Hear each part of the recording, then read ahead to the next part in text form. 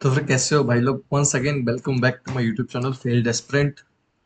सो मैं आपके लिए लाया हूँ यूपीएससी की सबसे ज्यादा इंपॉर्टेंट करंट अफेयर्स की वो लेक्चर सीरीज जो आपको यूजली फ्री में नहीं मिलने वाली। जितने भी यूट्यूबर के टीचर्स हैं, आई एम डैम श्योर कि इतने परफेक्ट तरीके से कोई भी ऐसे लेक्चर्स नहीं बना रहा और इतने शॉर्ट टाइम में इतने अच्छे तरीके से कोई भी नहीं बता रहा है।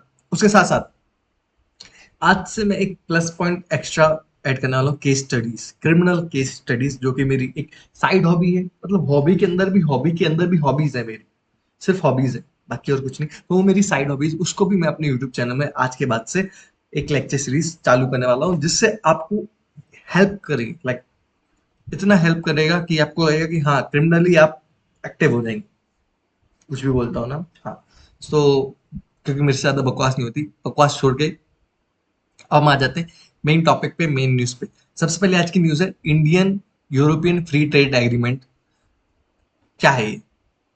तो टीईपीए के बारे में हम सबसे पहले जान लेते हैं।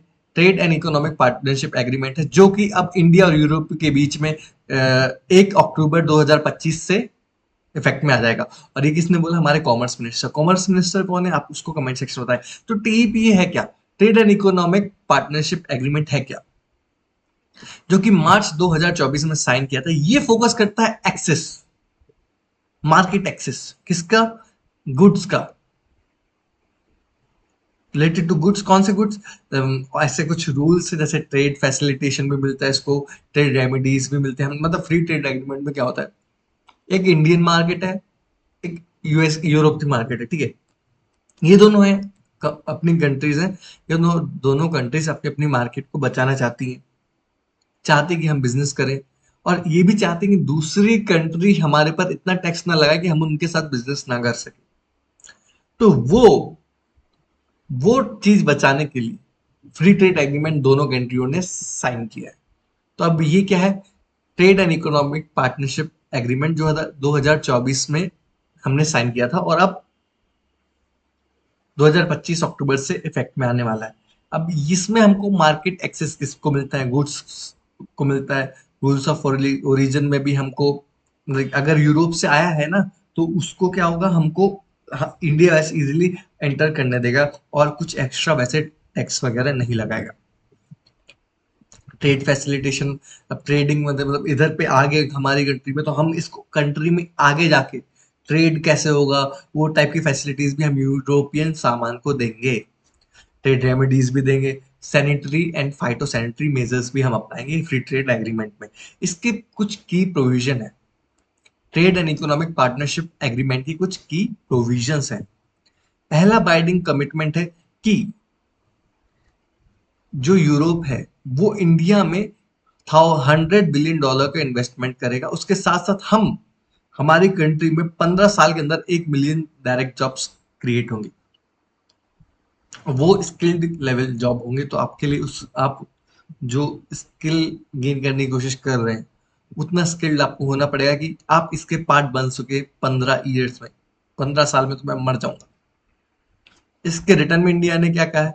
इंडिया अलाउ करेगा बहुत सारा जो यूरोपियन प्रोडक्ट है, जैसे कि स्विस वॉचेस हो गए, चॉकलेट्स हो गए, नट्स हो गए, पॉलिश डायमंड्स हो गए, एक्सेट्रा एक्सेट्रा, एट लोअर और जीरो ड्यूटी। अगर इंडिया को कुछ, देखो, बिजनेस दो हाथ से होता है। अगर हम बिजनेस के लिए लाइक लालच नहीं देंगे लोगों को, तो वो कहीं और चले जाएंगे। और सबसे मेन पॉइंट इंडिया के बेनिफिट्स में होता है कि यहाँ की पॉपुलेशन 150, मतलब अब तो मेरे हिसाब से 180 करोड़ भी पार कर रही होगी। 180 करोड़ की पॉपुलेशन है इंडिया की। अभी सर्वे होते नहीं है। बेसिकली जो सर्वे होते हैं, घर घर जाते हैं, घर के अलावा कितने लोग कहाँ कहाँ रहते हैं किसी को पता नहीं होता, ठीक है। तो जो इतनी बड़ी पॉपुलेशन है, उसका अगर मार्केट एक्सेस एक छोटी सी कंट्री, जिसकी मतलब छोटा सा कॉन्टिनेंट, जिसकी पॉपुलेशन बहुत कम है इंडिया के मुकाबले, उसको मिल जाता है ना, तो वो उसके लिए like hand in hand thing है। मोस्टली वो लोग जो यूरोपियन कंट्री है ना, इंडिया के प्रोडक्ट्स ज्यादा यूज करते हैं नहीं। हम टेक्नोलॉजी बेचते हैं नहीं, क्या ही बेच पाएंगे, फल फूल बेचेंगे। चलो ठीक है, आगे की बात करते हैं। एक सबसे मेन इंपॉर्टेंट बात होगी कि 1 मिलियन डायरेक्ट जॉब्स क्रिएट करेंगे इंडिया में 15 साल के अंदर, और उसके साथ साथ 100 बिलियन डॉलर्स का इन्वेस्टमेंट करने वाले हैं, ठीक है। उसके साथ मार्केट एक्सेस मिलेगा, 100% कवरेज होगा मार्केट एक्सेस का, एक्सेप्ट कुछ एग्रीकल्चर प्रोडक्ट होते हैं, क्योंकि हमको अपनी जो जनता है उनको भी बचाना है, अपने फार्मर्स को भी बचाना है, क्योंकि हमने अगर यहाँ पे भी दे दिया लोग को, जैसे डेली फार्मा हो गया, सोयाबीन की कल खेती होगी, अगर ये सब जो एग्रीकल्चर का एक्सेस 100% दे दे। यूएसए क्यों लड़ता है हमसे? यूएसए भी इसलिए लड़ता है कि हम उनको चाहिए हमारे जो एग्रीकल्चर है उसमें 100% एक्सेस, लेकिन हम दे नहीं रहे, क्योंकि हमारे यहाँ वैसे भी मतलब जो फार्मर है उनके हाल बहुत बेहाल है। उनको अगर हम डायरेक्ट एक्सेस मिल जाए तो इंडिया में उनका गुड्स आना लग जाएगा, और जो इंडिया के फार्मर्स हैं वो सुसाइड ही करेंगे, उसके अलावा उनके पास कोई ऑप्शन बचता नहीं। और अगर एक फार्मर सुसाइड करता है तो मुझे बुरा लगता है। बाकी पॉलिटिशियन का पता नहीं, पॉलिटिशियंस की माँ की आंख। हाँ, तो इसमें होने क्या वाला है? Tariff reduction. European free trade agreement eliminate कर देगा या फिर रिड्यूस कर देगा tariff, mostly 99.6% of Indian exports पे। सोच रहे हो 99.6%, मतलब अब अगर हमारे यहाँ से 99 चीजें 99 मतलब जितनी भी चीजें जा रही है, कुछ ही मतलब कुछ ही प्रोडक्ट्स बचा रहे होंगे, वो 0.4% में क्या ही बच रहा होगा। 0.4% उनके लिए बहुत इंपॉर्टेंट होगा, इसलिए वो चीजें उन लोगों ने एक्सक्लूड कर दी है। लेकिन हमारी तरफ से जो 99.6 चीजें जा रही हैं यूरोप में, वो उस पर कोई टैरिफ नहीं लगेगा, एक्स्ट्रा टैरिफ नहीं लगने वाला। इंडिया विल एलिमिनेट और रिड्यूस इंपोर्ट टैरिफ। हम यहाँ मतलब यूरोप से कुछ आएगा तो हम 95 वही ना, दोनों हाथ मिलके ही ये होगा। दो हाथ मिलके काम करेंगे तभी अच्छा होगा, वरना नहीं होने वाला। फ्री ट्रेड एग्रीमेंट ऐसे ही काम करता है। आईपीआर कमिटमेंट हो गया, म्यूचुअल म्यूचुअल रिकॉग्नाइजेशन एग्रीमेंट हो गया, इन प्रोफेशनल सर्विस हो गया, जैसे कि nursing India EFTA trade relation 2024-2025 में।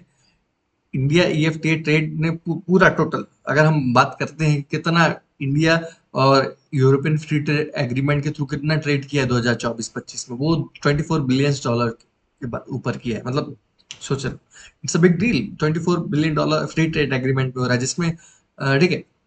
और उसमें प्रॉब्लम ये आ रही है कि इंडिया को ना ट्रेड डेफिसिट हो रहा है। और ये मेजर डेफिसिट क्यों हुआ इस बार? क्योंकि हमने ना स्विट्जरलैंड से गोल्ड को इम्पोर्ट किया। गोल्ड एक महंगी चीज है, और एक ऐसा मतलब एक ऐसा मेटल है जो स्टेबिलिटी को शो करता है। जितना ज्यादा गोल्ड जिस कंट्री में, वो उतना ज्यादा स्टेबल रहेगा आगे। डॉलर्स पे भरोसा नहीं कर सकते, लेकिन गोल्ड पे हमेशा कर सकते हैं। अभी चाइना में एक जगह पे बहुत सारा गोल्ड रिजर्व मिला था, सबसे ज्यादा, एक दुनिया का सबसे ज्यादा गोल्ड रिजर्व चाइना में मिला है अभी। सो चाइना इज लाइक इस हाई लेवल टैक्टिक्स है चाइना के पास।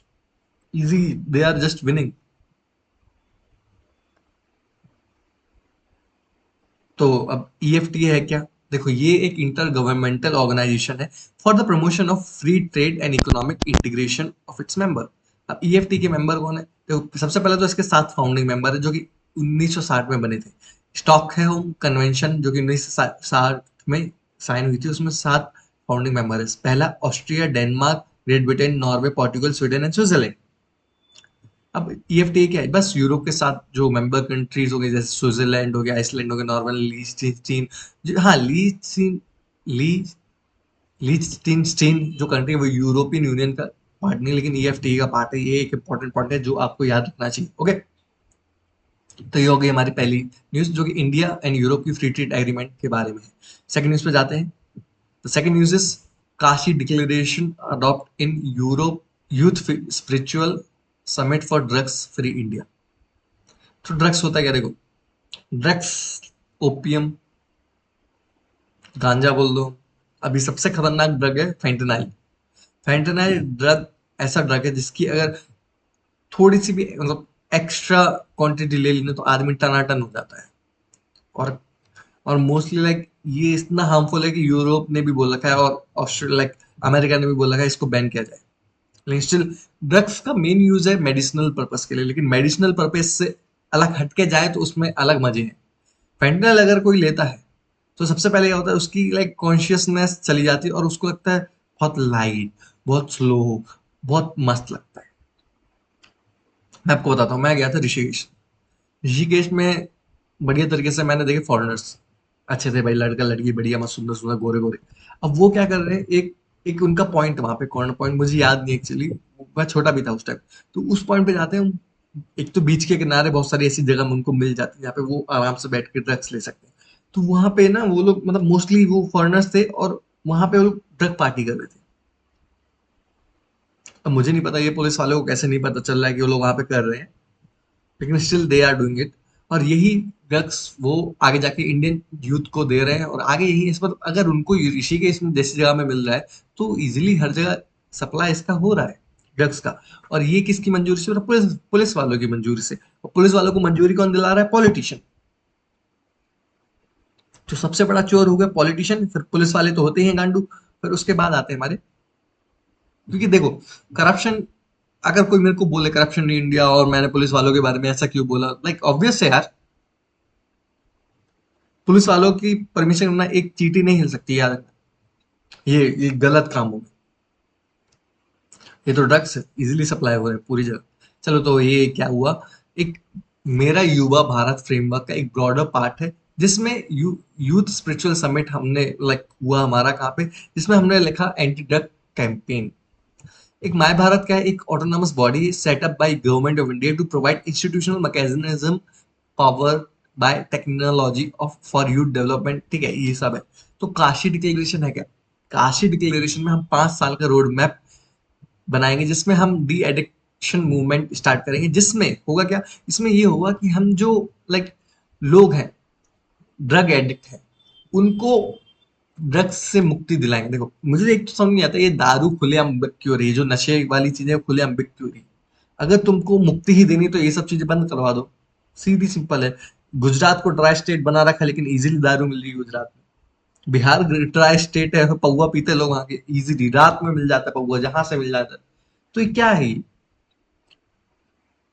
बर्बाद कर रही है चीजें यूथ को।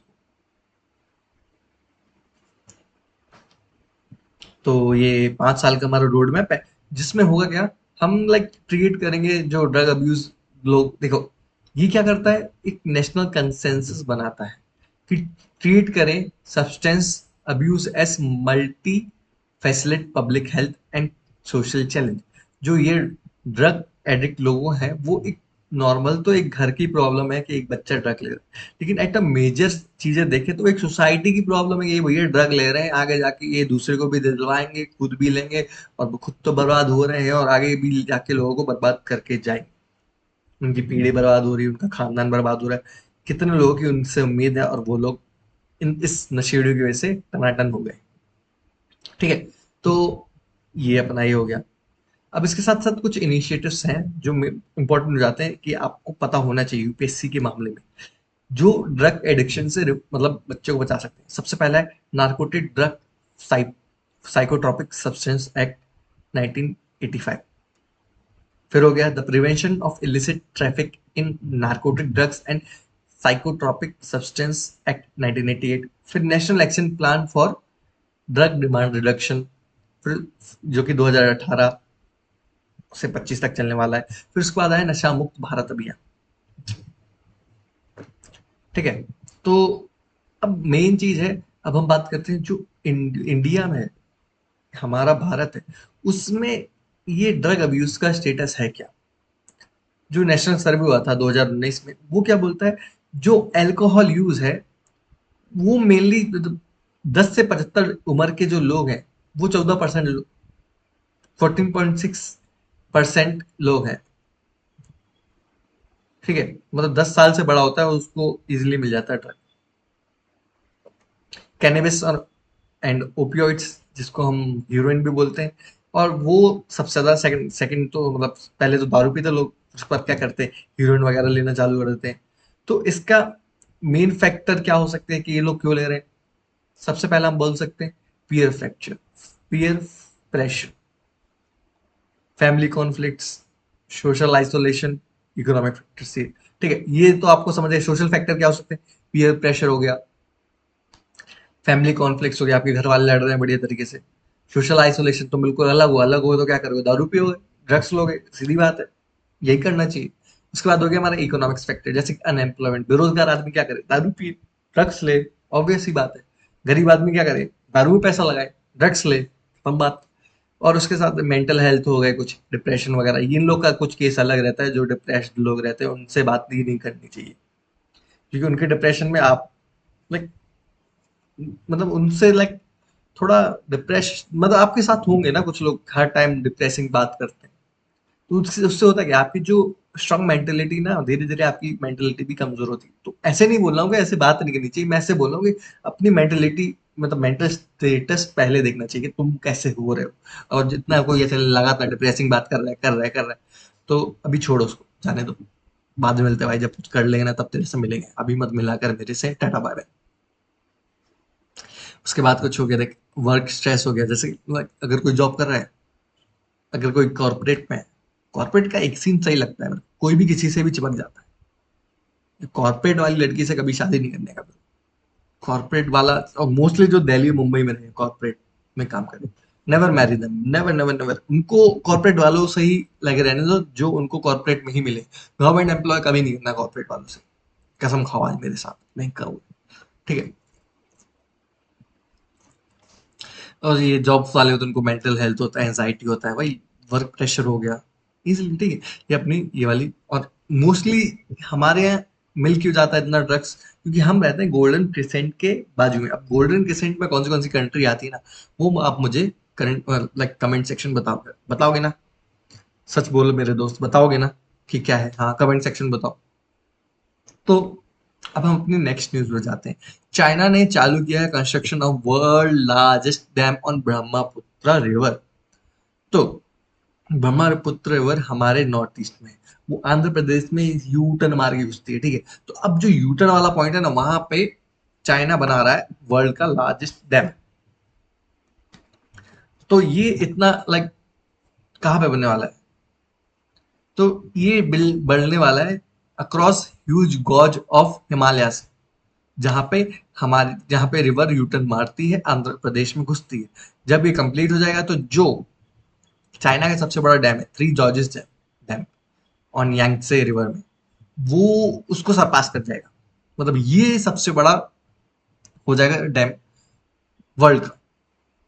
और इससे क्या होता है, अर्थ की रोटेशन में भी इफेक्ट कर रहा है। एक स्टडी आई थी, जो थ्री जॉर्जेस डैम है जो अभी तक सबसे बड़ा डैम है, उसकी वजह से ना जो अर्थ की रोटेशन है उसमें बहुत ज्यादा इफेक्ट हुआ है, ठीक है। माइनर इफेक्ट है, मतलब ज्यादा नहीं, माइनर इफेक्ट हुआ है लेकिन हुआ है। ऐसे ये बन जाएगा तो और इफेक्ट आएंगे। तो ब्रह्मपुत्र रिवर के बारे में बात करते हैं। तो ब्रह्मपुत्र निकलती है हमारे तिब्बतन प्लेटू से, और फिर यूटर्न में आती है इंडिया, इंडिया से फिर अपन बी ऑफ बंगाल में टपक जाती है, ठीक है। एक की कौन सा इससे एसोसिएटेड है कि मेनली चीजें जो होती हैं, डैम डिजास्टर रिस्क।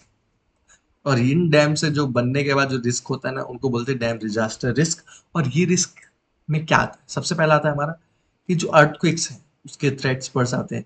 जैसे कि हमारे तिब्बतन प्लेटू में वैसे भी लाइक, क्योंकि इधर पे हमारा ये यूरेशिया है और ये अपना एशिया है, वो तो टकराते रहते, तो ये होता रहता है। और अपना जो वो हिमालयस है वो भी न्यू फोल्ड माउंटेन्स है, जब न्यू फोल्ड माउंटेन्स टकराएंगे तो टकराने के बाद क्या होगा, जो जमीन शेक होगी तो अर्थक्वेक तो आते हैं। तो ये वैसे भी हमारा अर्थक्वेक प्रोन एरिया हो जाता है। एटलांटिक रिंग ऑफ फायर की बात नहीं कर रहा हूँ, वो अलग चीज है, लेकिन ये भी हमारा एक अर्थक्वेक प्रोन एरिया है। हम्म? तो तिब्बतन प्लेट्यू अर्थक्वेक क्यों आते हैं हमारे तिब्बतियन प्लेट्यू में, क्योंकि जो 19 एक एग्जांपल ले लेता हूँ कि जो 1950 में आसाम तिब्बत में अर्थक्वेक आया था, उसकी वजह से डिफरेंट चेंजेस भी आए थे। एग्जाम्पल, ये बड़ा डैम बनाया हमारे चाइना ने, इसके पहले अपना थ्री जॉर्जेस डैम भी है उस पे, ठीक है। तो अब होगा क्या, जो अर्थक्वेक आते थे, अब और अर्थक्वेक आएंगे, तिब्बतन एरिया में आएंगे, इंडिया में आएंगे, क्योंकि डैम बन रहा है, ठीक है। और लाइक अब इसके एनवायरमेंटल चेंजेस क्या होता है, सबसे पहले एनवायरमेंटल चेंज होता है जो वहाँ का बायोडाइवर्सिटी है, वो चेंज हो जाती है। उसके बाद क्या होता है, तो ये लोकल इकोलॉजी है उसको डिस्टर्ब कर देता है। और जो डाउन स्ट्रीम वाटर फ्लो है उसको भी अफेक्ट करता है, क्योंकि डैम बनाने के बाद तुम वाटर स्टोर करने वाले हो। इसके साथ साथ देखो, जो जनता वहां पे रहती है उनको आपको अलग से सेटल करना पड़ेगा, कोई और जगह देनी पड़ेगी। तो जो बोलते हैं ना, क्या बोलते हैं उस वर्ड को जिसमें रिहैबिलिटेशन होता है, उनको रिहैबिलिटेट करवाना पड़ता है। अभी जियोपॉलिटिकल चेंजेस क्या है, देखो चाइना का मेन एजेंडा क्या है करने का, कि उसके पास ऐसे तो है नहीं कि इलेक्ट्रिसिटी की कमी हो, या फिर इलेक्ट्रिसिटी कैसे सोर्सेस, जैसे चाइना तो सब आजकल मेरे हिसाब से यूएसए से भी ज्यादा डेवलप्ड है चाइना।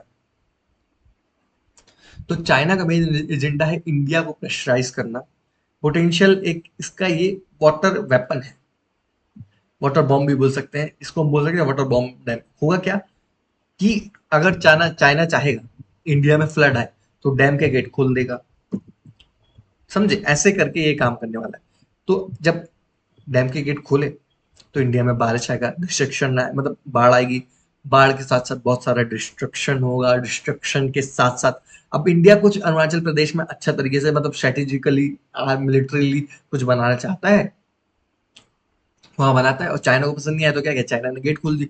और गेट इतना खोले कि बहुत सारा पानी, क्योंकि अब जब वर्ल्ड का सबसे ज्यादा बड़ा ये डैम बनेगा ना, तो उसमें पानी कितना स्टोर होगा, और वो पानी रिलीज करेगा चाइना, तो फिर क्या हुआ, मैं क्या बोलूं। इंडिया कैसे नहीं अपोज कर रहा है, इंडिया लाइक छोड़ो, जाने दो, इंडिया को गाली देने से कुछ नहीं होगा, ठीक है। अब इंडिया में क्या होने वाला है, हमारे लिए कल्चरल चैलेंजेस आने वाले हैं, जैसे कि जो अरुणाचल प्रदेश में सियांग वैली है, वहां पे आदि ट्राइब रहती है, उसका रिहेबिलिटेशन हमको करवाना पड़ेगा। और उससे क्या होगा, जो लाइक वो एरिया है वो चाइना फिर थोड़े टाइम बाद खुद बोलेंगे भाई हमारा तो ये क्या है, खुद चाइना के एरिया, वैसे भी अरुणाचल प्रदेश को चाइना अपने आप में क्लेम करता है, इतना बेवकूफ है ना ये। या फिर इसका ये एक स्ट्रेटेजी, आप कमेंट सेक्शन में बताओ कि ये चाइना की स्ट्रेटेजी है और कैसे ये स्ट्रेटेजी है, और इसके लिए बताओ इस स्ट्रेटेजी के अपोजिशन अपोजिशन में इंडिया क्या कर रहा है। China Tsangpo project will be world largest China in India, जो कि एस्टेब्लिश होगा 2006 में। मतलब क्या हुआ, एक second, China Tsangpo project will be world largest, China and India have established हाँ वही, जो अभी ये चाइना सैंगपो रिवर का ये वर्ल्ड लार्जेस्ट रिवर होता है। और जो चाइना और इंडिया है उसने एस्टेब्लिश किया है expert level mechanism in 2006 to address trans border river issues by sharing hydrological data on Brahmaputra and Sutlej river. वही ये है, अब चाइना और इंडिया एक दूसरे से ये डाटा शेयर करेगा हाइड्रो पावर से रिलेटेड, मतलब जो पानी वगैरह का है, जैसे कितना पानी है उसमें कितना पानी छोड़ जाएगा, जैसे इंडिया और पाकिस्तान के बीच में था, और इंडिया ने अभी जो पाकिस्तान ने किया है ना रिलीजियसली इंडिया के लोगों को मारा है, तो अब हम क्या ही कर सकते हैं, हम तो अब उनको ज्यादा मार नहीं सकते, तो हम लोग पानी रोक दिए। शर्म आनी चाहिए। मेरे को बिल्कुल अच्छा नहीं लगा, मेरे को चाहिए ना थोड़ा बहुत और चले और पाकिस्तान ना एक तरीके से पूरे तरीके से तबाह हो जाए। मेरे को नहीं पसंद आया ऐसा जो इंडिया ने किया, आई वांट कि टनाटन हो जाता पाकिस्तान का, ठीक है। अब हम जाते हैं अपनी नेक्स्ट न्यूज पे, जो कि है नेशनल सैंपल सर्वे के हो गए हैं अपने कितने इयर्स, 75 ईयर्स। देखो नेशनल सैंपल सर्वे, एक सेकंड ना, नेशनल सैंपल सर्वे हुआ अपना 1950 में लॉन्च हुआ था, जिसने किसने मतलब बनाया, मतलब एस्टेब्लिश किया है। देखो एक सेकंड, जो मेरे को कुछ ऑर्डर करना है, मैं ऑर्डर कर लेता हूँ, उसके बाद मैं आपसे बात करता हूँ।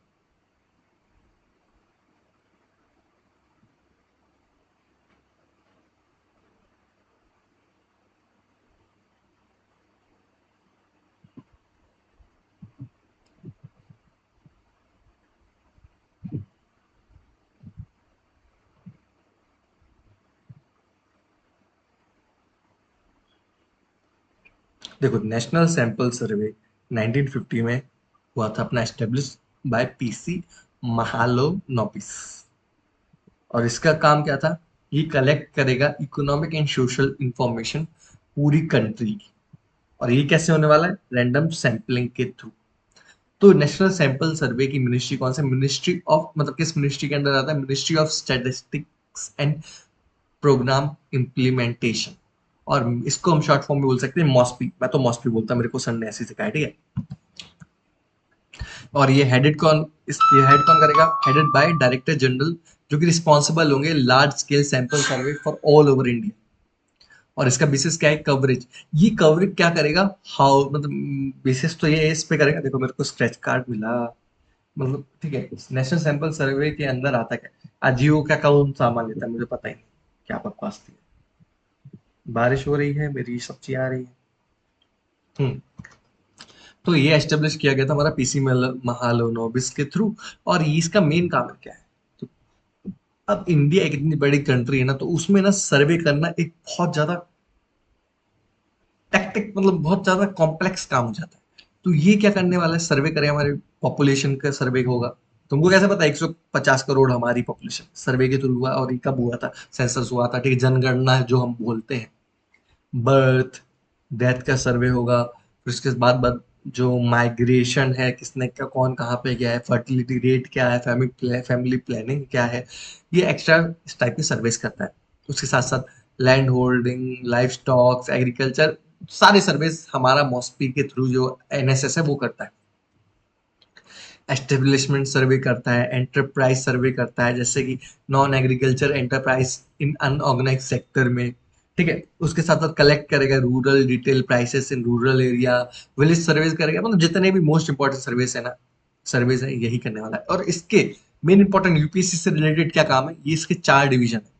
सर्वे डिजाइन एंड रिसर्च डिवीजन, जो जो कि कोलकाता में है, ठीक है। ये रिस्पॉन्सिबल होगा टेक्निकल प्लानिंग ऑफ सर्विस। जो सर्वे होगा, पॉपुलेशन का सर्वे करना है, तो कैसे और क्या डिटेल्स तुमको लेनी है, और किस किस फैमिली में जाके लेनी है, मतलब किस एरिया में कैसे टारगेट करेंगे। तो टेक्निकल डिटेल ऐसा होगा कि अगर एक स्टेट को हम टारगेट कर रहे हैं, तो सबसे पहले स्टेट की किस डिस्ट्रिक्ट को टारगेट करेंगे, फिर विलेज को टारगेट करेंगे। वो टेक्निकल डिटेल्स है, वो कौन बताता है? Survey design and research division. Definition वगैरह ये सब और सैम्पलिंग डिजाइन, ये सब कौन बताता है? हमारा सर्वे डिजाइन एंड रिसर्च डिवीजन, जो कि कोलकाता में। फील्ड ऑपरेशन डिवीजन, जिसका हेडक्वार्टर दिल्ली में है, एंड फरीदाबाद, दिल्ली में फरीदाबाद में। ये रिस्पॉन्सिबल क्या होगा? प्राइमरी डाटा का कलेक्शन। और उसके साथ साथ आता है हमारे डाटा प्रोसेसिंग डिवीजन, जो कोलकाता में। तो ये क्या करेगा? सॉफ्टवेयर, मतलब सैंपल सिलेक्शन को रिस्पॉन्सिबल। देखो, ये डाटा प्रोसेसिंग वाला काम क्या है? जैसे कि हमको पॉपुलेशन का सर्वे करना है, तो हम पॉपुलेशन छोड़ो, हमको कल्चरल सर्वे करना है, हमको एक लैंग्वेज वाले, एक स्टेट में पर्टिकुलर लैंग्वेज वाले लोगों को पता करना है।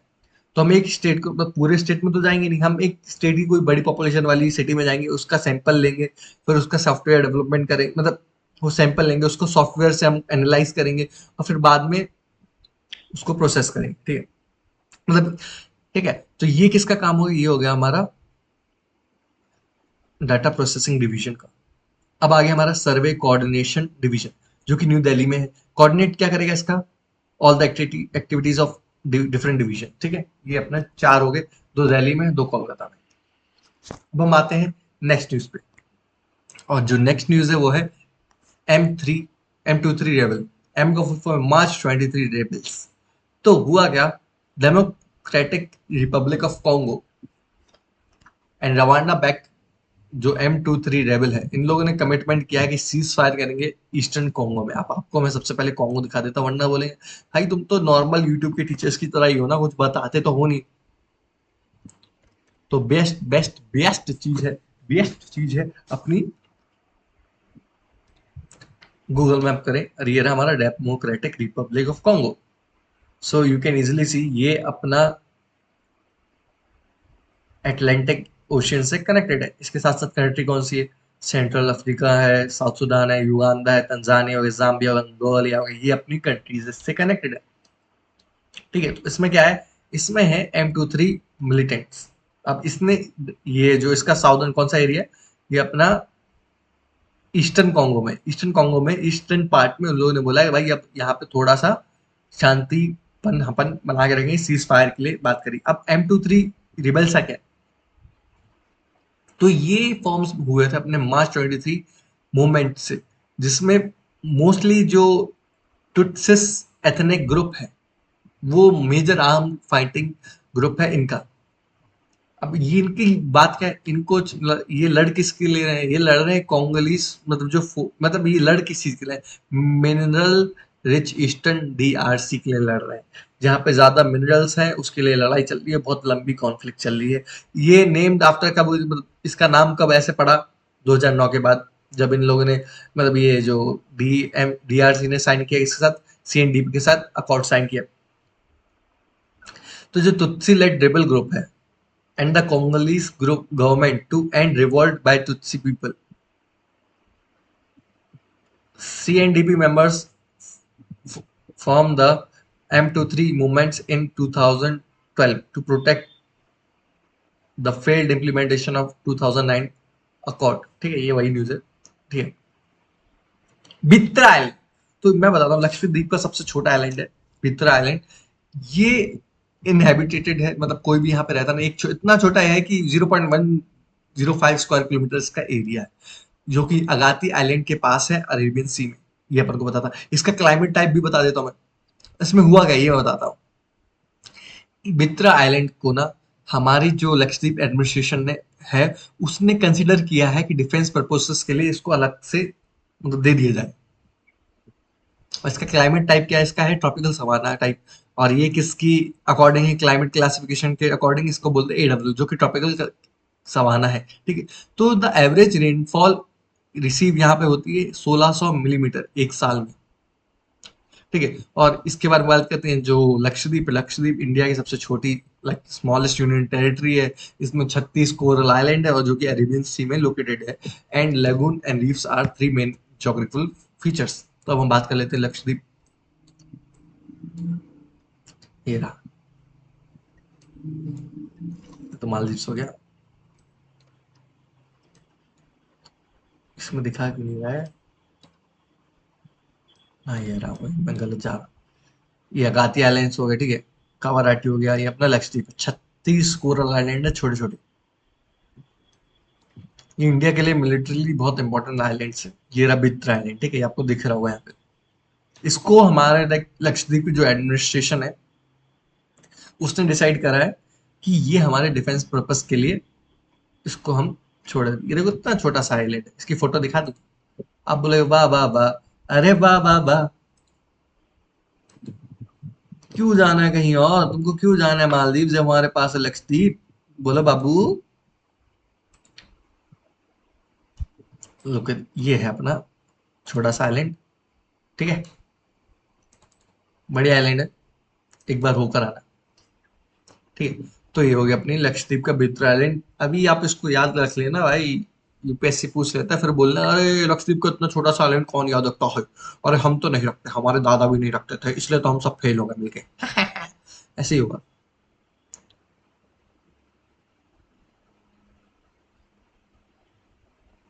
तो हम आते हैं अपनी नेक्स्ट न्यूज पे।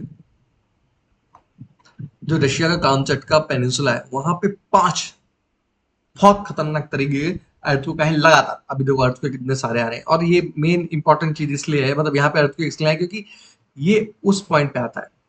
किस पॉइंट पे आता है, ये आता है अपने रिंग ऑफ फायर के से कनेक्टेड है रशिया का कामचटका पेनिनसुला। ठीक है। ये जो कामचटका पेनिनसुला है, वो सराउंडेड है Bering Sea and Pacific Ocean in east and Sea of ओखोस्टिक्स इन वेस्ट। और लाइक मतलब रिंग ऑफ फायर में तो आते हैं, इसलिए इसमें नॉर्मली आते जाते थे। तो कामचटका पेनिनसुला की आप लोकेशन देख लो कि वही इंपॉर्टेंट है।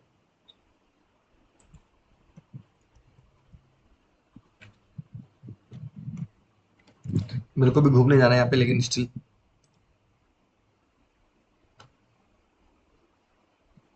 देखो, ये रहा अपना बेरिंग सी, ये हो गया सी ऑफ ओखोस्टिक्स। अपना जापान हो गया इधर जो, वहाँ बेरिंग सी हो गया। और ये हो गया अपना कामचटका पेनिनसुला। ये अपना ऑक्सॉक्स हो गया। और ये अपना ये हो गया मेडिटेरेनियन मतलब पैसिफिक रिंग ऑफ फायर हो गया अपना। ये अपना सी ऑफ जापान हो गया। और ये जापान हो गया होंको होशु होकाइडू। ये और एक और कौन सा है, ये 4 आइलैंड से बना हुआ है। साउथ कोरिया नॉर्थ कोरिया, इसके आप ड्रामाज वगैरह बहुत देखते हैं, छपरी टाइप। वैसे मुझे भी पसंद है साउथ कोरिया के drama, so I don't want to say. मुझे को स्टोरीज पसंद है एक्चुअली। स्टोरी बहुत बढ़िया होती है और मैं बिंज वॉच करता हूँ, बिंज वॉच। बैठ देखा तो धनाधन धनाधन बैठता हूँ पूरे एपिसोड देखता। लास्ट मैंने देखा था स्क्विड गेम आया था, लास्ट लास्ट पार्ट आया था उसके, घटिया सी है।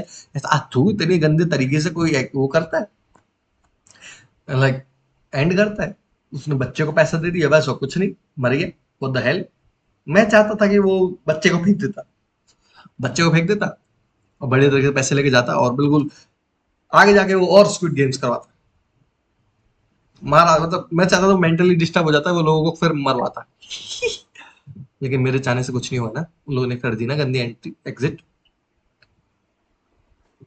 अब हम बात करते हैं एक आर्ट एंड कल्चर से रिलेटेड एक ऐसी ट्राइब के बारे में जिसमें अभी पॉलीगैमी हुई है। हट्टी ट्राइब। एक हट्टी ट्राइब में मतलब एक ट्रेडिशनल पॉलीएंड्रियस मैरिज हुई, जिसको हट्टी ट्राइब के लोग बोलते हैं जज डा, जज डा। इसमें क्या हुआ, हट्टी ट्राइब की एक वुमन ने 2 आदमियों से शादी कर ली, उसको बोलते हैं हम पॉली एंड्री। ठीक है, तो ये है कहाँ की, हिमाचल प्रदेश की शेड्यूल ट्राइब है हड्डी ट्राइब। इसके रेवेन्यू लॉज जो है उसको हम जोड़ी डारा बोलते हैं। तो अब पॉलीएंड्री क्या है, जिसमें वुमेन मैरी कर लेती एक से ज्यादा आदमी के साथ। अब एक आदमी, देखो मुस्लिम्स में क्या है, जो एक आदमी एक दो से ज्यादा वुमेन को रख सकता है, तो अब वुमेन्स को मतलब प्रॉपर राइट्स होनी चाहिए, तो हमारे यहाँ पॉलीएंड्री होती है। और अगर ट्राइबल लोगों के बारे में बात करें तो वो सब उनका नहीं। अब मतलब जो अभी का जो मुस्लिम लोगों का रीजन होता है वो ट्राइबल लोगों का रीजन नहीं होता। उनका रीजन ये रहता है कि सब लोग मिलजुल के साथ में रहें, जो उनकी एंसेस्ट्रल प्रॉपर्टी है वो भी डिवाइड ना हो, जो लैंड है वो भी डिवाइड ना हो, और उसके साथ साथ भाईपना बना रहे। इसलिए ये ट्राइबल एरिया में होता है। और tribal culture is a good culture, लेकिन जो मुल्लास करते हैं, this is not a good culture.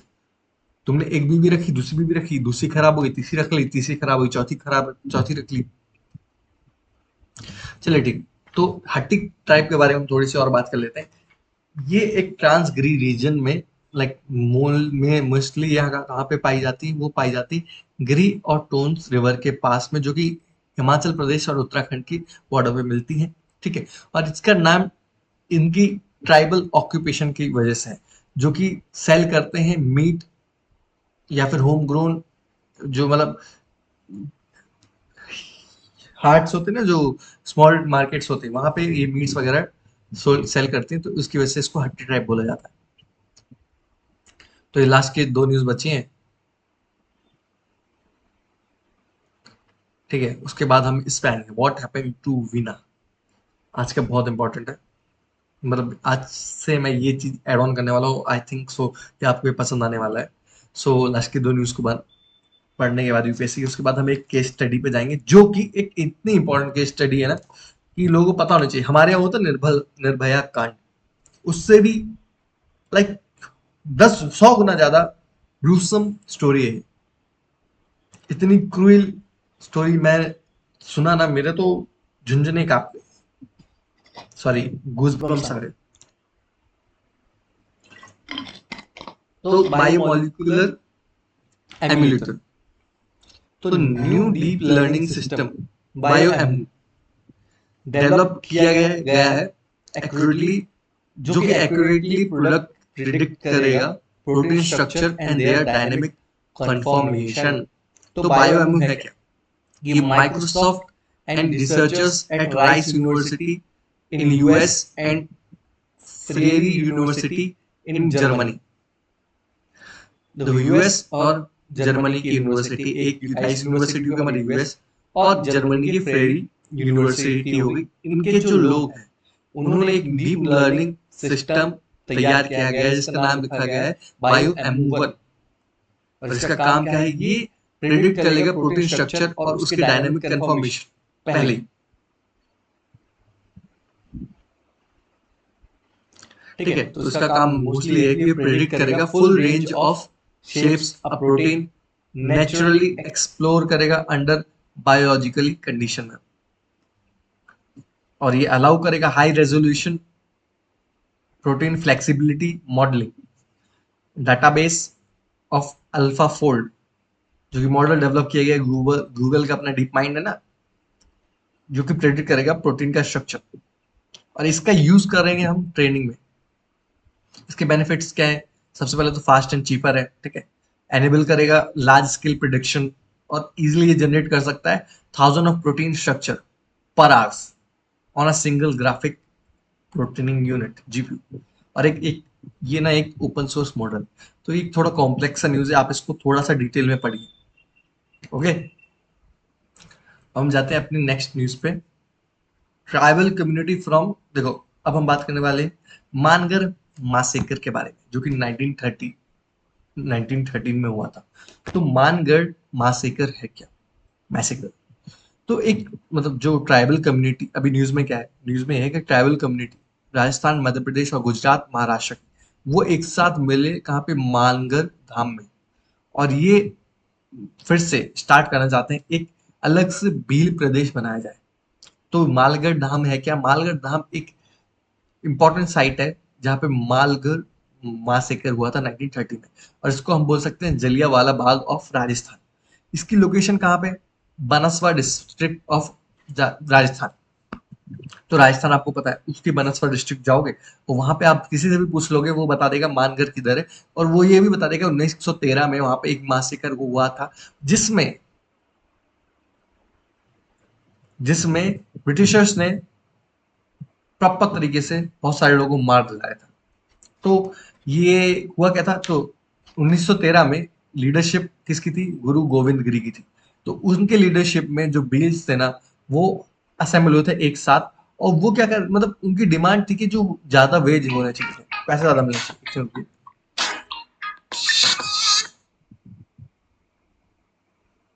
हाँ। हेलो। हाँ। कौन सा दी तुमने? हाँ। ठीक है तो हाँ है। अबे नहीं आवा है। पापा कहाँ है? अबे कहाँ है पापा? ठीक है। हाँ, चलिए। वही मम्मी पूछे थे ऑर्डर किया कि नहीं किया। हमारे यहाँ बुंदेलखंडी बोली जाती है, तो वही लैंग्वेज में बोल रहा था। सो बिना कुछ ज्यादा टाइम पास करे आगे बढ़ते हैं। वही, अब इस चीज से मेरा थोड़ा मतलब, वही इन लोगों ने क्या किया, हजार से, मतलब ये क्या हुआ, लीडरशिप किसकी थी? हमारे गुरु गोविंद गिरी की थी। उनकी लीडरशिप में भील एक साथ असेंबल हुए, और उसमें क्या हुआ कि जो ब्रिटिशर्स को लगा कि ये जो है एक साथ असेंबल हुए, वो रिवॉल्ट करने वाले हैं ब्रिटिशर्स के खिलाफ, तो इन लोगों ने बिना कुछ सबूत के साथ इन लोगों ने बॉम्ब्स और गन का यूज किया, और इजीली जो ट्राइबल लोग हैं ना, उनमें से 1000-1500 लोगों को मार डाला। ब्रिटिश के जो लोग मर रहे हैं ना, मैं तो बोला भूख से मर रहे हैं, अभी तो तड़प रहे हैं। अभी जो क्या हो रहा है यूके का, जो मुस्लिम्स कर रहे हैं बहुत सही कर रहे हैं। मैं तो बोला यूके पूरा तबाह हो जाए, पूरे मुस्लिम मुस्लिम भर जाए। इस चीज में ना मैं मुस्लिम को सपोर्ट करता हूँ। तो अब हम जाते हैं अपने नेक्स्ट टॉपिक पे, जो है केस स्टडी। चलो मैं आपको स्क्रिप्ट दिखा दूं जो मैंने बनाई है। Like it took a lot of time, और इसमें मेरी बहुत मेहनत लगी है। तो ये कहानी है वीना की। ये केस है अगस्त 2024 का। सॉरी, फिर से स्टार्ट करते हैं। ये कहानी है वीना की, एक ऐसी लड़की जिसको अगर हम कंपेयर करें निर्भया से, तो निर्भया को कुछ भी नहीं हुआ था। मतलब निर्भया का भी केस ग्रुसम था, लेकिन निर्भया से 1000 गुना ग्रुसम केस ये था। और ये भी अभी भी अनसॉल्व है। मैं आपको बता दूं, ये एक बहुत बहुत कॉम्प्लिकेटेड केस बन चुका है, और अभी भी इसके बारे में डिबेट्स होती हैं। ये ये केस स्टार्ट हुआ था 24 अगस्त 2016 में। इंडोनेशिया का ये केस है। इंडोनेशिया के एक छोटे से टाउन की ये कहानी है। इस पे एक मूवी भी बनी है जिसका नाम है वीना बिफोर 7 डेज। ठीक है, तो अब इस केस में क्या होता है, वीना एक छोटी सी 16 साल की लड़की है। वीना का पूरा नाम है वीरा कैरेबॉन। ये मतलब एक छोटे से गांव में छोटी जगह पे रहती थी। एक इसका क्या था, एक बॉयफ्रेंड था जिसका नाम था एकी। एकी को घूमने का बहुत शौक था, गाड़ी चलाने का बहुत शौक था। तो अब ये एक लड़की है जो अपनी बहन से रात के 7 बजे जिद करती है, दीदी प्लीज मेरे को अपने बॉयफ्रेंड के साथ बाइक राइड पे जाने दो। उसको घूमने जाना था, उसका बॉयफ्रेंड उसके घर के बाहर खड़ा हुआ था। दीदी का नाम था मारियाना। मारियाना मना करती है, नहीं, रात के बज रहे हैं 7, और ये टाइम कोई घूमने का टाइम नहीं। लेकिन फिर भी वो अपनी बहन से बहुत जिद करती है, दीदी दीदी प्लीज मैं जल्दी आ जाऊंगा, मेरे को जाने दो, प्लीज जाने दो। तो उसकी दीदी बोल देती है, ठीक है इतना जिद कर रही हो तो तुम चले जाओ, लेकिन जल्दी आ जाना टाइम से। अब होता क्या है, 3 घंटे बीत जाते हैं, वो अपने बॉयफ्रेंड के साथ चली जाती है। लेकिन 3 घंटे के बाद भी लाइक कोई इसकी कहानी नहीं। अब इसको क्या होता है, घर वालों को क्या होता है, परेशानी होती है कि 3 घंटे हो गए, अभी तक हमारी लड़की आई नहीं। तो वो क्या, छोटा सा गांव है, छोटे से गांव में बाहर निकल आते हैं घर वाले। घर वाले बाहर निकलते हैं और पूरे टाउन में उसको ढूंढना चालू कर देते हैं। फिर भी पूरे टाउन में वो नहीं मिलती। 10 घंटे बाद क्या होता है, मतलब जो है, 3 घंटे तक तो उन लोग ढूंढा। अब क्या हुआ, रात के बज गए 1। रात के 1 बज गए, उसके बाद क्या, देखो अब ये मिल तो रही नहीं होती है, वरना इसका कॉल लग रहा होता है। जब ना वो लड़की मिल रही होती है ना वो कॉल लग रहा है, तो घर वाले बहुत परेशान हो जाते हैं। तो इधर उधर दोस्तों को भी कॉल कराते हैं, कॉल करते हैं। तो दोस्तों को कॉल करने के बाद भी कुछ नहीं होता, ठीक है। उसके बाद क्या होता है, रात के बजे होते 1। उसकी मतलब जो वीना की है दोस्त, वो गेट पे आती है, वो बताती मतलब उसके घर आती है वीना के घर, और वीना के घर आके बोलती है, मतलब ऐसे गेट खटखटाती है और वो बोलती है कि वीना का एक्सीडेंट हो गया हाईवे पे, और अभी वो एक हॉस्पिटल में है जो टाउन के पास है, क्रिटिकल केयर यूनिट में। अब घर वाले बोलते हैं चलो मिली तो, लेकिन वो बहुत परेशान हो जाते हैं और पूरी फैमिली अपनी गाड़ी में बैठती है और उस हॉस्पिटल की तरफ दौड़ लगा देती है। और जब वो हॉस्पिटल पहुंचते हैं और उस जब वो हॉस्पिटल में जाके वीना की हालत देखते हैं, वो देख के एकदम अंदर से निचुड़ जाते हैं, झुंझुना जाते हैं। उनको लगता है कि ये क्या हो गया है, जो मतलब इतनी बुरी हालत होगी वीना की। आपको पहले वीना की मतलब रियल फोटो दिखा था, ये है वीना, ये अपने बॉयफ्रेंड के साथ घूमने गई थी। अब जब घर वाले वहां पहुंचते हैं तो वो देखते हैं कि जो वीना है उसके हाथ और पैर दोनों इतने बुरे तरीके से क्रश्ड हैं, इतने बुरे तरीके से हाथ की हड्डियां टूटी हैं कि वो इजिली अगर ऐसे कर रहे, नॉर्मल हाथ तुम्हारा है और उसका हाथ अगर ऐसे करके ऐसे मतलब पूरे दोनों हाथ बांध सकते हैं, ऐसे इतने बुरे तरीके से हड्डियां टूटी हैं। सोचो कितनी बुरे तरीके से हड्डियां टूटी हैं। और वो उस टाइम ना हॉस्पिटल में वेंटिलेटर में थी। अब घर वाले बोले वीना उठो, वीना उठो, तुमको क्या हो गया है? वीना वेंटिलेटर में सांस ले रही है, कुछ बोलने की कोशिश कर रही है लेकिन वो कुछ बोल नहीं पा रही। और उसके पापा उसको मतलब उसके फैमिली वाले देख के उसको रोने लगते हैं, क्या हो गया। और कुछ टाइम बाद जब आईसीयू में, क्रिटिकल केयर यूनिट में जब वो थी, उसके कुछ टाइम बाद वो अपने पापा के हाथों में अपना दम तोड़ दी थी। अब आपको लग रहा होगा एकी कहाँ है, एकी ने ये सब क्या होगा, लेकिन एकी नहीं। एकी भी बाजू में, जस्ट बाजू में उसके बेड के जस्ट बाजू में लेटा हुआ है, सेम बुरी हालात में पड़ा हुआ है। अब क्या हुआ, अब जब वीना की डेथ हुई तो पुलिस आई। पुलिस आई, पुलिस ने बोला कि देखो, उनको पता चला है कि एक बाइक एक्सीडेंट हुआ है हाईवे पे उसकी, और ये एक्सीडेंट सिंगल बाइक एक्सीडेंट है। और इसमें क्या हुआ है, लोगों का बहुत बुरे तरीके से मौत हुआ है। मतलब क्या हुआ है, जो बाइक एक्सीडेंट हुआ है ना, वो हाईवे पे एक ही गाड़ी, मतलब इसमें कोई दूसरी गाड़ी इन्वॉल्व है नहीं। पुलिस वाले किसको बताती, वीना के पापा को। लेकिन वीना के पापा को क्या हुआ कि शक हुआ, तो वीना के पापा और डिटेल मांगते हैं पुलिस वालों से कि कैसे हुआ, कैसे क्या हुआ। तो ये पुलिस वाले बताते हैं कि वीना की ये जो बाइक है वो डिवाइडर से आके टकराई है। डिवाइडर से टकराने के बाद एक जो पोल है, बिजली का खंभा होता है ना जो रोड्स के बाजू में होता है, उससे टकराई। उसके बाद ये हाल हुआ है वीना का, ठीक है। अब इसमें भी लाइक पुलिस बोलते कि ये तो ओपन एंड शट केस है, एक्सीडेंट हुआ है, मौत मौत हो गई है, बस केस 2 दिन में बंद कर देते। लेकिन अब जो वीना के पापा है, उनको लगता है कि यार इतना इजी तो नहीं होता ना, इतने हाथ पैर दोनों बुरे तरीके से क्रश होना, वो भी एक एक्सीडेंट से, बाइक एक्सीडेंट से। तो वीना के पापा पहुंच जाते हैं वहां पे, जो एक्सीडेंट हुआ था ना वीना का, उस लोकेशन पे इसके पापा पहुंच जाते हैं। और वो देखते हैं भाई, जो डिवाइडर है, जो साइड रेलिंग है जिससे टकराया है, देखो ये है वो जगह, यहाँ पे टकराया है, इस दीवार से टकराया है, वो साइड रेलिंग वगैरह से टकराया है। जहाँ पे ये टकराया है ना, और ये मेन मतलब एक्चुअल फुटेज है उस जगह की। ये देखो यहाँ पे ये एक लाश है, एक ये दूसरी लाश है, यहाँ पे ऐसे लाश नहीं, तब तो वो जिंदा थी, ये पड़ी हुई है, प्रॉपर निशान है यहाँ पे हुआ। तो उसके पापा को शक होता है कि ना तो वो साइड जो रेलिंग से ना वो टूटी है, ना वो पोल टूटा है बुरे तरीके से, तो इतना बुरा एक्सीडेंट हुआ कैसे, ठीक है। तो फिर पापा लाइक उधर जाते हैं, मतलब वहां गए। उसके बाद पुलिस के पास फिर जाते हैं कि बोलते हैं अब आप मेरी बेटी का फोन दे दो। फोन देखा उसने, और फिर बोलते हैं ये जो एकी है, एकी की बाइक दिखाई, एकी की बाइक कहाँ दिखी, एक्सीडेंट के बाद एकी की बाइक भी तो पुलिस ने जब्त कर ली होगी ना। तो वहां जाके पुलिस से मंगाते हैं एकी की बाइक। अब जब वो देखते हैं वीना का फोन, तो उनको दिखता है कि भाई इसमें तो स्क्रैच है नहीं। और ये कैसे हो सकता है कि एक लड़की जिसके हाथ पैर पूरे तरीके से टूट गए हैं और फोन में बस माइनर से स्क्रैचेस हैं, टेम्पर्ड तक नहीं टूटा है। और जब उसके बाद वो जब देखते हैं बाइक की हालत, तो उनको लगता है अरे बाइक को तो कुछ हुआ नहीं, लाइक बाइक तो अनटच्ड है, प्रॉपर तरीके से कुछ नहीं हुआ है बाइक को, एकदम मतलब माइनर स्क्रैचेस हैं। तो वो वीना के पापा के माइंड में और ज्यादा शक पैदा कर देता है कि ऐसा कैसे हो सकता है। लेकिन पुलिस क्या करती है, 2 दिन के अंदर इस केस को क्लोज कर देती है। लेकिन यही केस होने के 4 दिन बाद जो वीना की बहन है, मरियाना, उनको कॉल आता है लिंडा की एक फ्रेंड,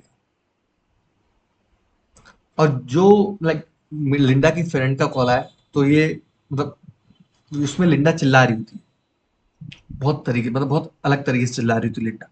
तो वो फ्रेंड बोलते हैं कि आप प्लीज इधर घर आ जाइए और लिंडा को आपको कुछ बताना है। तो मरियाना क्या करती है, मरियाना की फोटो दिखाते हैं,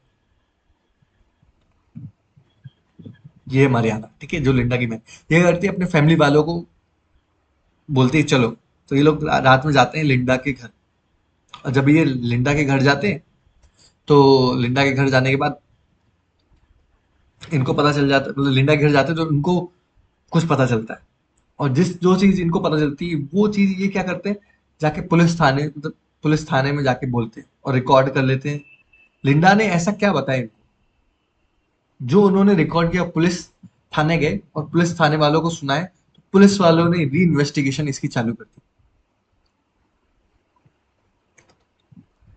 ठीक है, तो हुआ क्या, अब ये जो रिकॉर्डिंग है, जो लिंडा ने बोला और जो मारिया ने रिकॉर्ड किया, वो रिकॉर्डिंग सुनने के बाद जो ये पुलिस है, वो सबसे पहले जाती है पैगी के पास। पैगी को पुलिस स्टेशन लेकर आती है। पुलिस बताती है कि एक गैंग राइवलरी का चक्कर था। अब जो इंडोनेशिया का ये गांव, मतलब ये टाउन था, उसमें दो गैंग थी, मतलब दो गैंग प्रिविलेंट थी, जिसमें से एकीना एक्सटीसी गैंग का मेंबर था।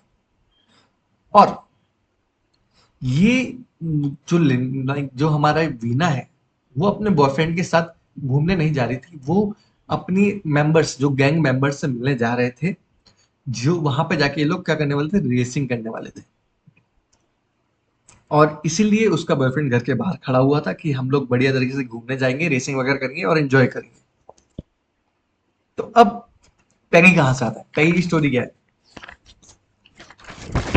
पुलिस पैगी को लेकर आती है, अरेस्ट करती है, और पैगी के साथ साथ पुलिस 8 लोगों को भी उठा लेती है। उनकी बढ़िया तरीके से देखो कुछ फोटोज है, ये अपना पैगी हो गया, पुलिस इसको पकड़ लेती है। उसके साथ साथ 8 लोग भी पकड़े जाते हैं, जिनमें से 6 की ये रही फोटो। ये अपोजिट बाइक गैंग है ना, उसको बिलोंग करते हैं। तो ये जो अभी तक जो आपने केस सुना कि एक्सीडेंट हुआ और उसमें ठकरा टुकरा गए, उसके बाद इतना ज्यादा हुआ, ये कुछ नहीं हुआ था। वीना के साथ इन लोगों ने बहुत गलत किया। तो ये ना जो इतना बड़ा वीना का केस था ना, ये एक प्री प्लान्ड, जितनी भी चीज थी ना प्री प्लान्ड थी। एक बंदा था इन लोग का, जो मोस्टली मतलब इन लोग का गैंग राइवलरी के चक्कर में इन लोग को ना, जो अपोजिट गैंग थी, देखो जैसे नॉर्मल गैंग्स होती है ना, उनका एक एरिया होता है, और अपोजिट गैंग है उनका भी एक एरिया है। तो अगर दूसरी गैंग का जो बंदा है वो हमारे एरिया में आया, तो वो उसका बंटा धार करते हैं, और इस गैंग का वो बंदा दूसरे एरिया में गया तो वो उसका बंटा धार करते हैं। तो यही यही जो गैंग राइवलरी है ना, उसके चक्कर में क्या हुआ कि ये गलती से उस मतलब अपोजिट गैंग का बंदा एकी को देख रहा था, नजर रख रहा था। अब जो एकी को नजर रख रहा था ना, वो वो जैसे इन लोग, उस बंदे ने जैसे ही देखा कि वीना और एकी जा रहे हैं, वीना और एकी जा रहे हैं, तो वो अपने फ्रेंड्स को कॉल कर देता है, जो कि एक अलग से हाईवे के पास लोकेशन, वहां पे पड़े हुए थे बढ़िया तरीके से, भंड दारू वारू पिए, नशेड़ी बहन के भाई के लोग, क्या है नशेड़ियों को सीन होता है, को नशा मिलेगा वहां जाके आराम से करिए, बढ़िया प्रॉपर तरीके से नशे करिए। तो इन्होंने क्या किया, एकी और वीना को मतलब रास्ते, मतलब उस रास्ते पे रोक लिया। अब उनको रोका तो सबसे पहले तो इनका ये था कि इनको हर्ट करेंगे। तो इन लोगों के बढ़िया बढ़िया तरीके से डंडे थे, जिससे एक्की और वीना को दोनों को मारा। और उसके बाद उन लोगों ने क्या किया, बाइक को नीचे उतारा, जो हाईवे था ये है ना, कहाँ है, ब्रिज, या इसके नीचे उतारा बाइक को, और मतलब नीचे साइड उतारा। और उसके बाद क्या किया इन लोगों ने,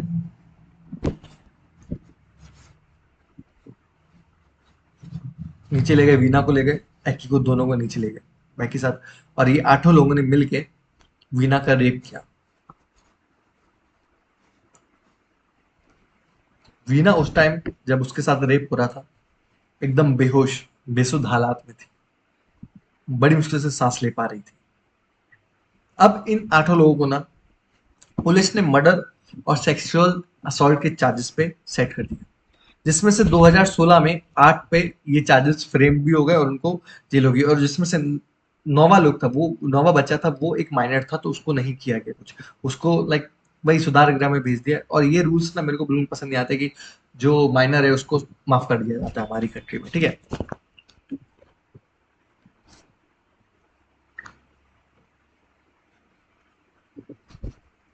माइनर इज अ माइनर।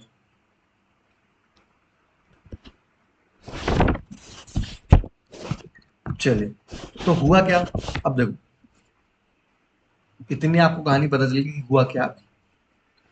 इसमें सिंपल सा ये हुआ था, पुलिस ने 2 दिन के अंदर ओपन एंड शट केस करके बंद कर दिया। पुलिस ने ओपन किया, कोर्ट में गया, 8 लोग पकड़े गए, 9वां लोग, ये 9वां वाला बंदा माइनर था। अब ऐसा क्या कहा लिंडा ने कि ये पूरा केस बदल गया, ऐसा क्या चेंज, मतलब ऐसा क्या बोला लिंडा ने mariana से कि पूरा केस बदल गया। तो हुआ ये कि जो लिंडा की दोस्त है उसने कॉल किया mariana को कि लिंडा के तो बहुत बुरे हाल है। तो जैसे घर mariana पहुंची घर लिंडा के, तो वो देखती ऊपर, जो लिंडा है वो ऊपर बिल्कुल देख रही है, बेड पे बैठी हुई ऊपर देख रही है, और बस शांति से बैठी, बेसुध सी बैठी हुई। और वो बोल रही कि मुझे अपनी माँ से मिलना है, अपनी माँ से मिलना है। तो जब लिंडा की माँ उनके पास आ रही, तो वो बोल रही है कि नहीं, ये मेरी माँ नहीं है।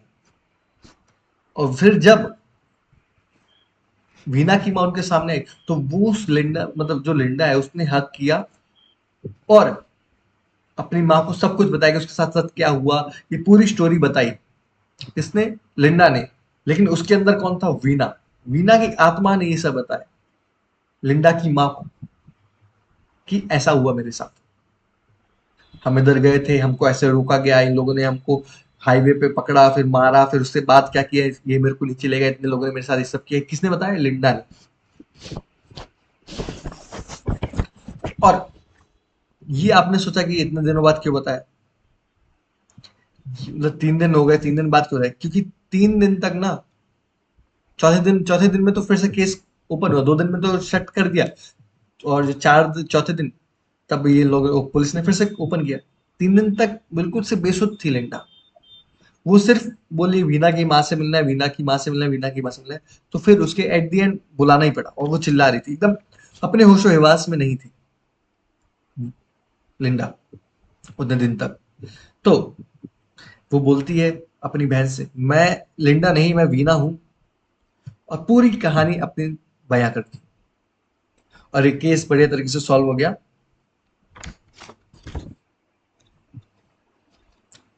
लेकिन इस स्टोरी में ना, जो एट द एंड मैं आपको बताना चाहता हूँ, मतलब सबसे ज्यादा कॉम्प्लिकेटेड चीज ये है रही कि जो दो मतलब जो रेबल ग्रुप थे, एक्सटीसी वगैरह, जो बाइक ग्रुप थे, बाइक गैंग्स थी, उनके जो मेंबर्स हैं, वो बोलते जो ये 9 लोग अरेस्ट करे ना पुलिस में, उनमें से एक भी हमारे उसका मेंबर नहीं था, हमारे गैंग का मेंबर नहीं था।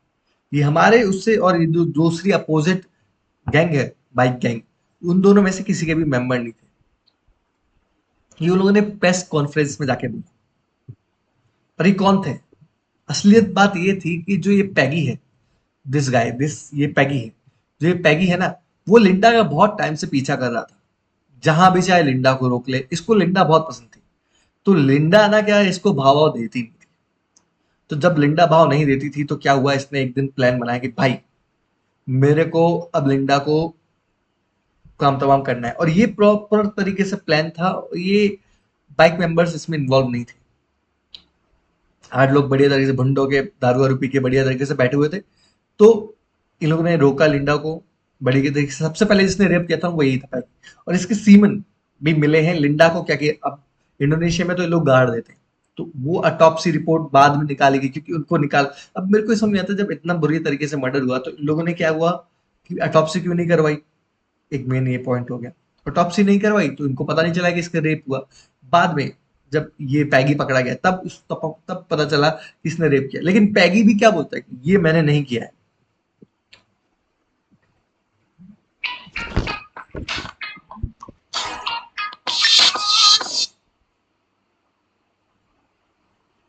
हाँ कहाँ हाँ, कहाँ ला भैया, कब है आना तुम्हारी सब्जी? आ रही है यार, हम थोड़ा ना ला रहे हैं, आ रही है।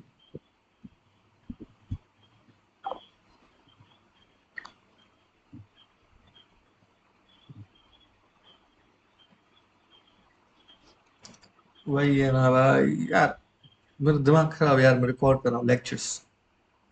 तो पैगी बोलता है भाई हमने ये नहीं किया, ये मेरे ऊपर गलत चार्जेस पुलिस वालों ने जल्द से जल्द केस सॉल्व करने में लगाए। अब देखो जो 8 लोग पकड़े गए हैं, उनका भी यही कहना है कि देखो हम किसी बाइक का एक मेंबर गैंग से बिलोंग नहीं करते, पुलिस ने जबरदस्ती जल्दी जल्दी केस सॉल्व करने के लिए हमको निपटाया है।